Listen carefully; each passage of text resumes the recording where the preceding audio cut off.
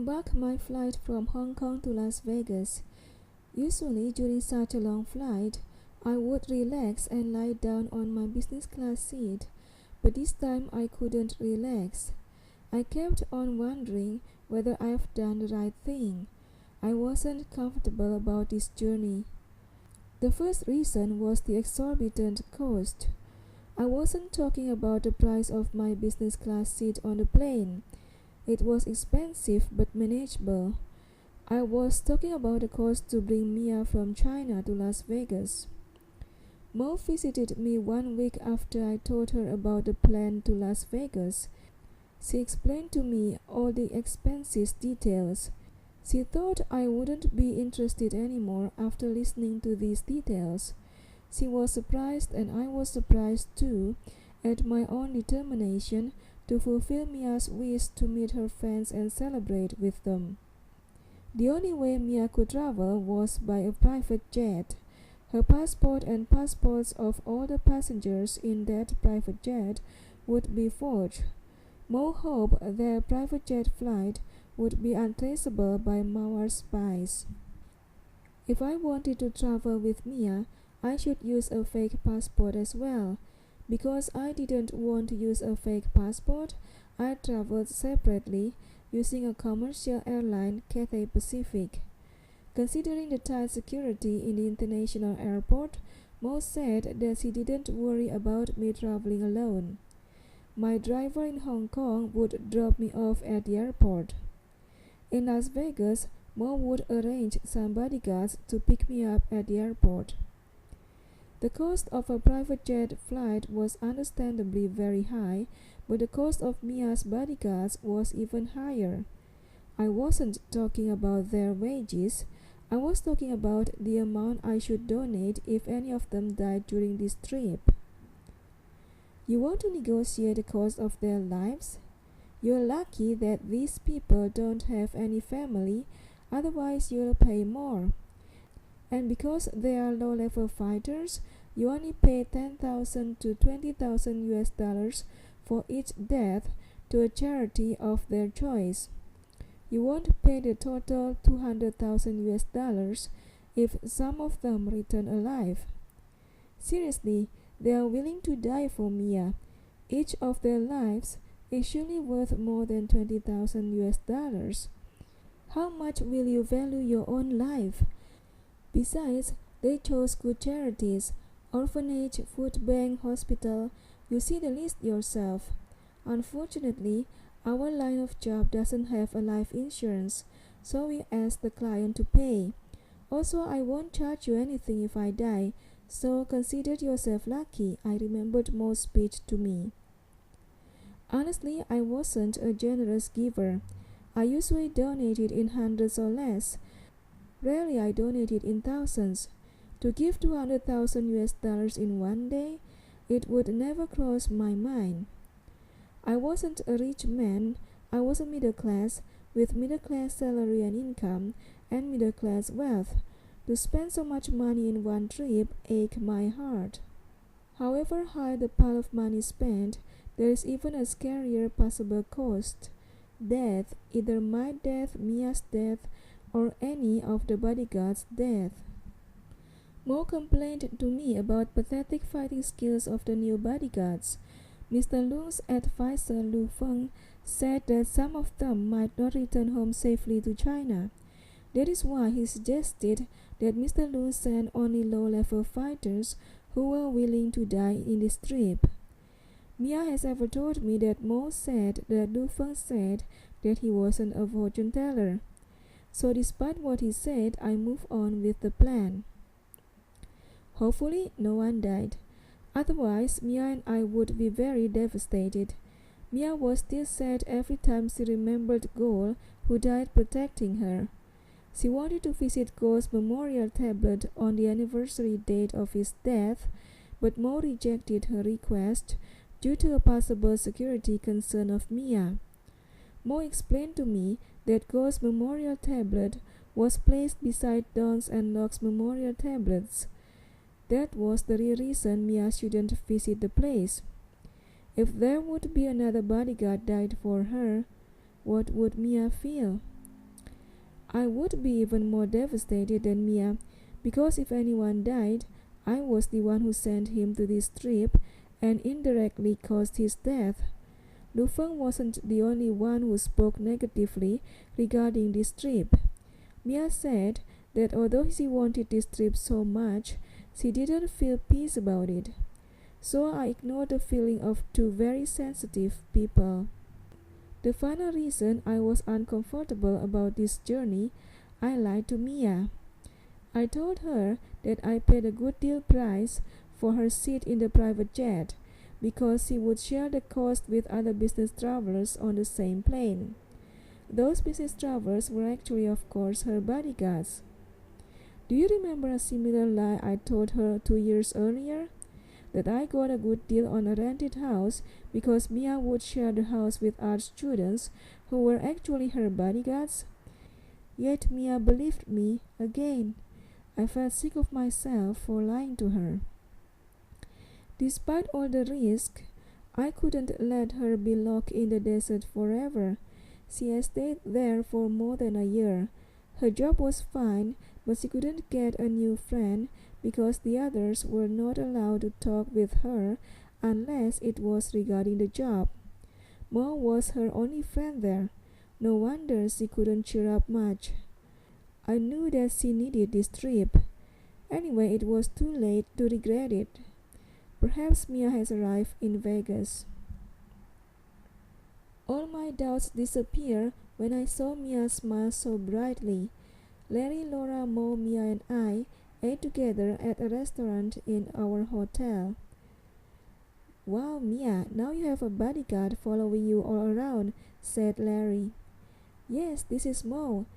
Well, that is not her real name, but she preferred to be called Mo during this trip. Her name on the passport is not her real name as well, so I don't even try to remember it. We'll call her Mo today, said Mia. Hello, Mo. Nice to see you and thank you for protecting Mia, said Larry. Nice to see you too, Professor Johnston, said Mo. You can call me Larry, he said. Okay.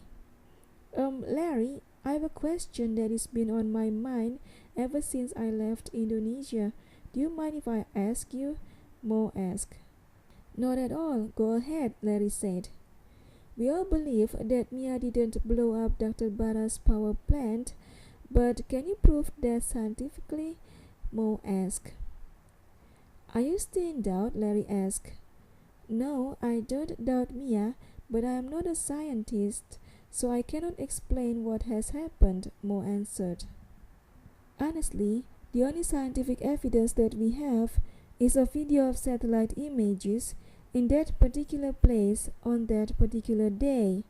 That night there was a very bright lightning struck the power plant beside all other less intense lightning strikes.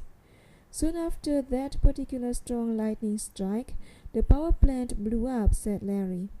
He took out his phone and showed the video to everyone. How did you get this footage? Mia asked. From someone who works in a weather station. He wants to be anonymous because he doesn't want to be a witness in the court, Larry said. I couldn't believe that a lightning could do so much damage if I haven't seen this video, especially considering how well Peter built his walls around the power plant, said Mia. If I can meet Peter, I have so many questions to him. Unfortunately, he has disappeared, Larry said. Then we move on to a more cheerful topic, the wedding plan. All of us were very excited to talk about it. When Mia and Mo went to the washroom, Larry asked me, Do you plan to marry Mia? Actually, I plan to propose her before your wedding. How and when I haven't figured out, I said. Excellent. If she accepts your proposal, why don't you both marry together with us? That way, you don't have to book a place. Most of Mia's friends will attend our wedding, and I've invited your sister. She's our wedding planner. Actually, she's already in this hotel, Larry said. My sister Priscilla? I asked to clarify. Yes, Larry answered. But she's an interior designer, not a wedding planner, I said. I know. She first refused when we wanted to hire her as our wedding planner. I explained to her the main reason I want her, not somebody else, is because I am thinking about a possible double wedding. I expect you and Mia to come. She immediately agreed to take on this task, Larry said. Seeing that I was hesitating, Larry continued speaking. Look, I imagine it must be very difficult to arrange a marriage when you date a fugitive. Even if you can, it will probably be a simple wedding. And perhaps you cannot invite us all because it will be a secret wedding. And you cannot rent a nice place like this. It will be too obvious. If you do it next week together with Laura and me, you can have your marriage in a grand way. By the way, Laura 100% agrees with this idea. Yes, I think this is a perfect solution for both of you. Everything is booked under our name. No one but the guests and hotel employees will know that there are two weddings. If you want to keep it a secret, you don't have to sign any marriage document. It is totally up to you, Laura said. You only need to buy a wedding dress and a tuxedo and a couple of rings. We'll pay for everything else. The security here is excellent. You don't need to worry. We choose Las Vegas because we understand that we need the best secured hotel for our weddings. Also, this hotel's owner is a friend of Lung Fu Kwang, Larry said. The next day, I introduced Mo and Mia to Priscilla, my sister, and James, her son. Then I asked Mia to hang out with her friends because I have a lot to catch up with my sister. I haven't seen her and James for 2 years. James has grown so much since I last saw her. After we exchanged our news, I asked Priscilla about the possibility of having double weddings and how to make a romantic proposal. Because we want to be as discreet as possible, Priscilla's idea to have a private rooftop dinner seems to be the best option. When Mia and I arrived at the rooftop that night, a couple of musicians, playing a violin and a cello, welcomed us with soft melodies. A private butler showed us the way to the only table on this rooftop, poured out the wine, and opened the covers of our dinner plates. Wow, Isaac, this is so romantic. Why do I feel as if you're going to propose to me? Mia spoke happily. Do you always have to be this smart? Can you just pretend you don't know even when you know? You're supposed to be surprised when I finally ask you. Perhaps some tears of joy. That is how it goes in a movie, I said. You really will propose to me? Mia asked in surprise. Look at how you are ruining your own proposal. You must be the most unromantic woman on the planet, I said. Mia laughed. You're right. Now where's my ring? She asked while showing off her fingers on the table. I can't believe I'm marrying a woman like this. And all this time I thought there is no one better than you, I said while taking out the engagement ring and put it on her finger. Mia was super happy that night. I've never seen her happier. She looked at her new ring and said, This is the ring you bought from Aunt Clara. I was only joking when I picked this ring. I was really sorry when you bought it. But now, I'm super duper happy that I chose it. It is so beautiful. Now I feel like tickling you until you apologize. First for ruining my marriage proposal.